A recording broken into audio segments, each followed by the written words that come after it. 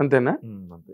మరి వివేకానంద రెడ్డి గారికి సంబంధించిన ఏ ఆధారాలు గాని, దానికి సంబంధించిన ఏ ఆచూకీ గాని ఏమీ తెలియకుండా ఇప్పటి వరకు మధ్యాహ్నం కూడా మొన్న రిటైర్ అయిన వెంకటేశ్వరరావు గారు. ఏవి వెంకటేశ్వరరావు గారు. ఆయన మాట చెప్తే మాకు తొడుచాయి స్వామి. ఆయన మాట చెప్పదులే. ఆయన కూడా చెప్పారు ప్రాథమిక విచారణలో గనక దొరకకపోతే అది అలా పెండింగ్ అయిపోతుంది, మళ్ళీ దానికి సంబంధించిన వివరాలు దొరకడం కూడా చాలా కష్టం, కేసు కాంప్లికేట్ అయిపోతుందని చెప్పారు. అంటే కేసు కాంప్లికేట్ అవటం అంటే అండి ఇక్కడ మేమేం చెప్పినా అంటే నేను నీకు మొదటి నుంచి చెప్తే క్లియర్గా అర్థమవుతుంది. కదిరిగిపోయి గొడ్డలు తెచ్చింది ఒకడు, నరికింది ఒకడు. మా వాడు ఏ లంగా పని ఉన్నా కూడా ఈ నుంచి స్పెషల్ ఫ్లైట్ వేసుకొని పోతాడు కడపకు. ఆ రోజు కాగానే రోడ్డు మార్గంలో ప్రయాణించినాడు.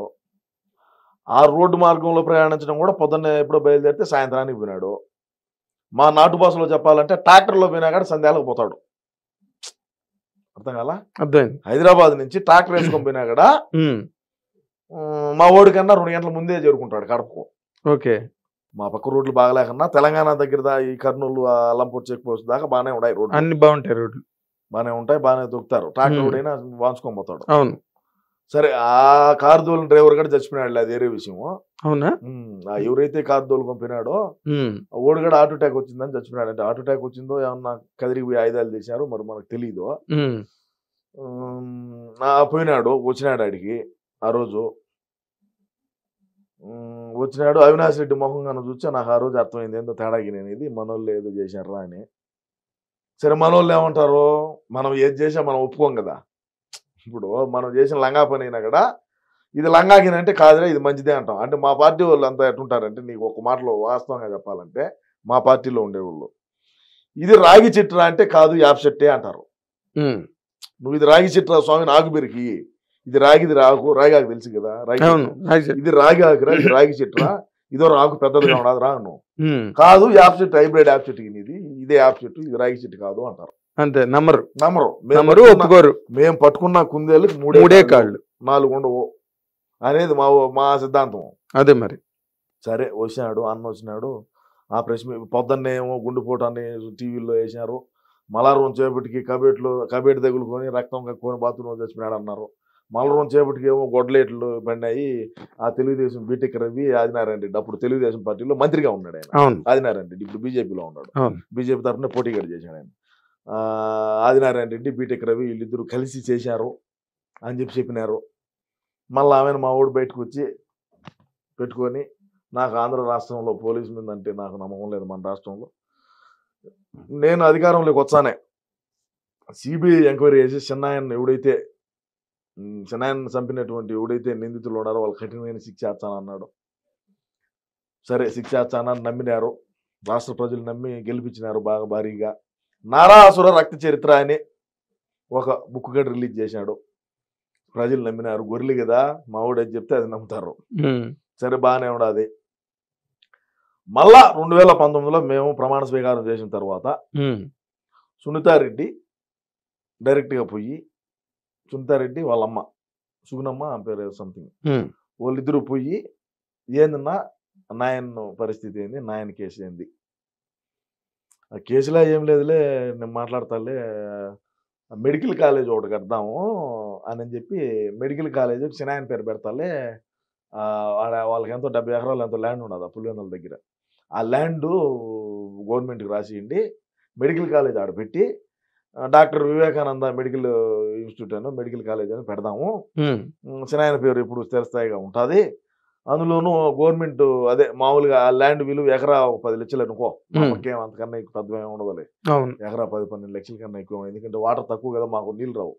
1000 అడుగులు వేసినా కొంపరాగలు పెట్టినట్టు పొగవచ్చు అది తప్ప నీళ్ళు రావు. అంతేనా?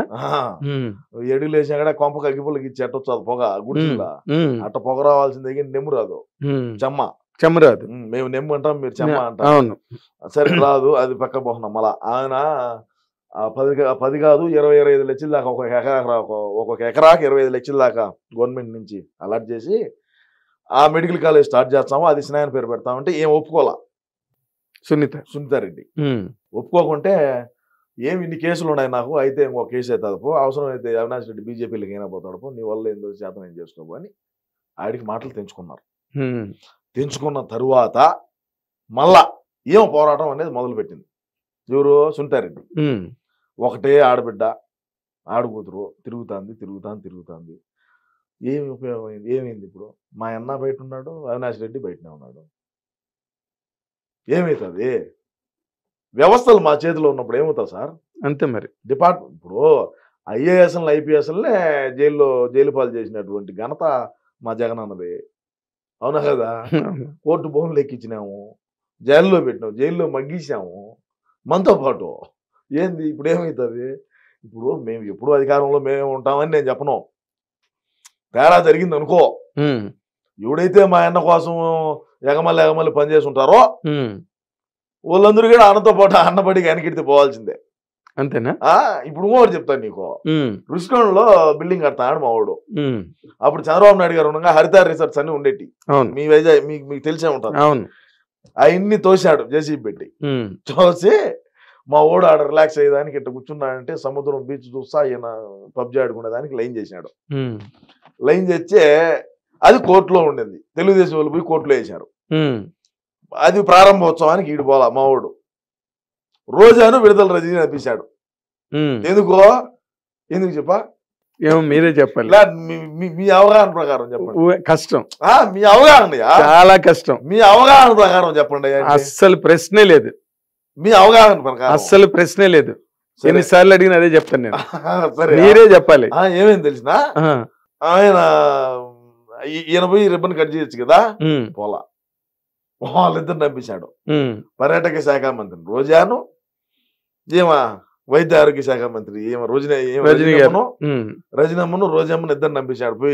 పోయి కట్ చేసాము. ఎందుకు పంపించాడు తెలుసా? అది కోర్టులో ఉన్నది. కోర్టులో స్టే తీసుకునేదాకా నువ్వు దాన్ని ఇచ్చేసేదానికి లేదు. వాళ్ళిద్దరు పోయి కట్ చేసి వచ్చారు. వాళ్ళిద్దరి మీద కేసు అయింది. మళ్ళీ ఇంకా మా ఊరితో పాటు వీళ్ళిద్దరు పోవాలి వెనకెడితే. రేపేదన్నా వైజాగ్ బిల్డింగ్ సంబంధించి కేసు కన్నా అపీల్ అయిందంటే వీళ్ళిద్దరు పోవాలా. కోర్టు కన్నా స్ట్రీమ్ అయిందంటే వీళ్ళిద్దరు పోవాల్సిందే. మరి గెలిచేస్తారు కదా, మళ్ళీ మీకే ఇబ్బంది. గెలిచిన కోర్టు ఖచ్చితంగా గెలుస్తాం, అది నో డౌట్ అట్ ఆల్. ఆ మాట మాత్రం మీరు వెనక్కి తీసుకోరు అసలు. రేపు కూడా ఇదే చెప్తా. రేపు గెలుస్తాం కదా మేము. రేపు అంతా 1:30-2 కల్లా తెలిసిపోతుంది. కాదండి, ఇంత నేను అంతర్జాతీయ ప్రధాన కార్యదర్శిని కదా. అవును. ఏమన్నా తేడా జరిగింది అనుకో, దుబాయ్ టికెట్లు రెడీగా ఉన్నాయి. అంతేనా? బ్యాగ్ ఎత్తుకో నేరుగా పోవడమే. అదే మొన్న మీరు ఎప్పుడో సర్దుతుంటే చూసాను. సర్ది పెట్టుండా, సర్ది అన్ని రెడీగా పెట్టుండా. అయ్యే డైర్లు కూడా బొరకలు పడి ఉండా. అదే